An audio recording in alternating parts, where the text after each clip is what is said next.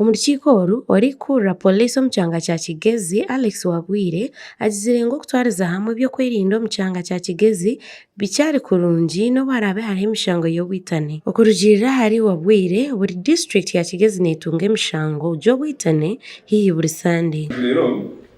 However, we have one striking crime in this area that we are trying to look for a solution, and this is murder as a crime in this area.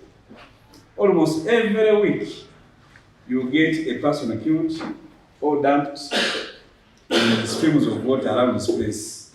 But this is all about domestic violence and overtaking of alcohol. Alex Wabwire yongire yagira ngu bonka poliisi barimu nibagezaho kiri kubaasika okutereeza embeera kumaraho imanja z'obwitane n'obu harabe hakiriho ibura ry'abapoliisi. A way to mitigate this crime through community policing.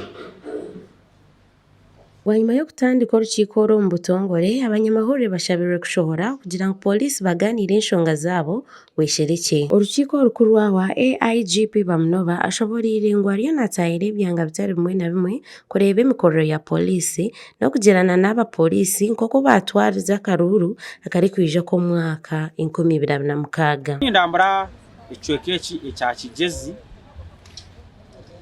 ekirimu amadistrict mingi kandi ubona kureba ngu nareba abapoliisi nibakora bite emirimo yabo, nareba egi programu eyo kutaba polisi amagombora netambureta abapoliisi emirimo nibagikora bata nibagikiriza bata kandi ebyokwerinda biri bita omu region ya Kigezi. Bamunoba yabuzi bwakyo bwitane yagira ngu egi enshonga yagitunga kandi yaragira poliisi omu kurabira omu baduumizi okureebuka ngu habaho obutebekana kandi yikiriza ngu obutabanguko bw'omu maka nibwo bukanyiise obwitane. Crime ya mada ningashi obwisi obu nashanga niburugirira aha mivuyo y'omu maka, obutabanguko bw'omu maka, ebintu by'amataka bihendera birigiremu obwisi, omushaija arwana n'omukazi omwe ahendera aisiro.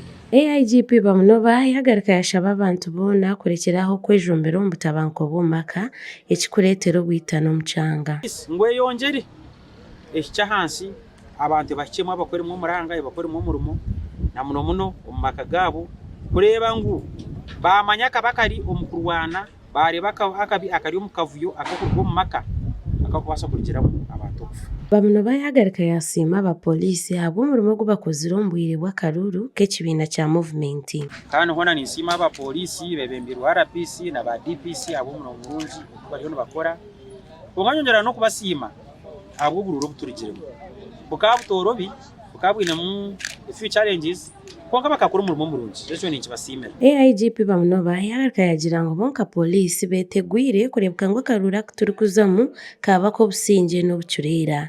Mwe turiyo nituza omu bururu bwa boona 2026 nshaba poliisi ngu ereebwe ngu yakora omurimo gwayo kureeba ngu abantu n'ebintu byabo byarindwa gye kandi abantu babaasa kugyenda bakateera akaruru batiine ekibatiiramu.